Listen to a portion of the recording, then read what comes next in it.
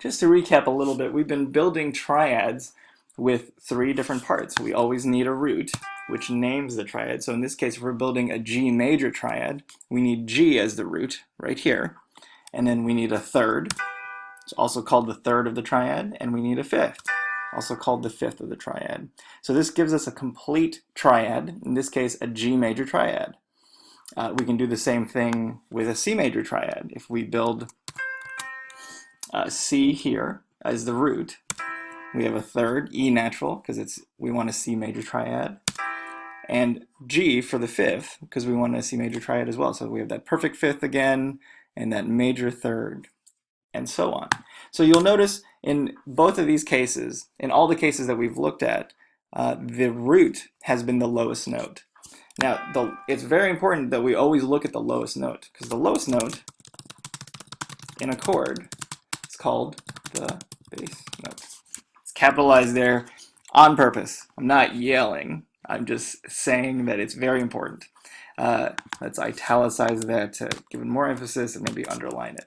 Okay, so the lowest note in any chord, let's make that more specific, in any chord, is the bass note. Okay, oftentimes it will be the root, but it's not always going to be the root. When it is the root, when the root is the lowest note, when the root is the lowest note, this is called root position.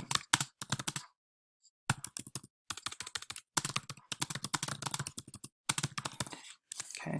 Whenever we have the root as the bass note, it's called a root position triad. In this case, a root position triad. So as long as the root is the bass note, we can create multiple types of root position G major triads, as long as G is the bass and we use the same 3 pitches. So it's important that we use G, B, and D. So in which case we have G, here's D, B. This is still a root position triad because we have G as the bass and we have B and D. B as the third and D as the fifth. Let's build another one, a little bit more of an extreme example here. Okay, same thing. This is G, B, and D, the pitches of the G major triad, and G is still the root. Thus, it's still a root position triad. So this is why it's so incredibly important that we look at the bass note and we recognize what that bass note is in order to figure out the triad and whether it's in root position. Okay, so this is one of the inversion types that we'll talk about. The book often calls them both figured bass or BPS, bass position symbols.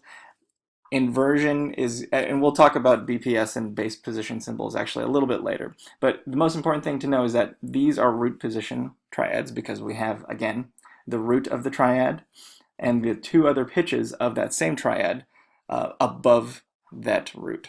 Okay, so let's take a look at other pitches. Other ways of looking at other inversions.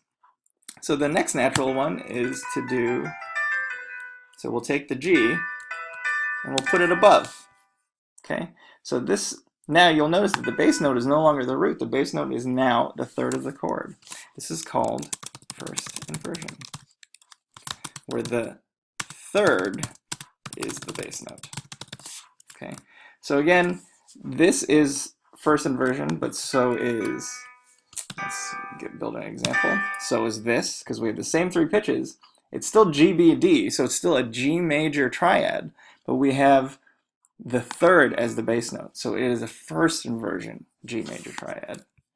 Okay, let's build another one. It's a little bit more of an extreme example again.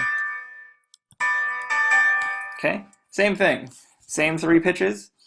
Bass note is the third of the chord, still a G major triad, but in first inversion. So at this point, you probably guessed that we have one more to look at because we have one more different pitch. And that is the second inversion. So let's move some of these things out of the way so it's a little bit cleaner. So second inversion, you probably guessed at this point. The fifth is the bass note. Okay, so here again we have a G major triad, G, B, D.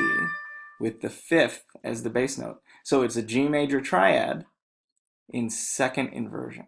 All right, so let's build a couple more examples of this. Again, same sort of thing. There's another one. Let's do a super extreme example. That's a D. You're gonna have to just trust me on that one. There's a G. Okay, we still have G, B, and D, which is still part of the G major triad, but we have the 5th as the bass note, so it is second inversion.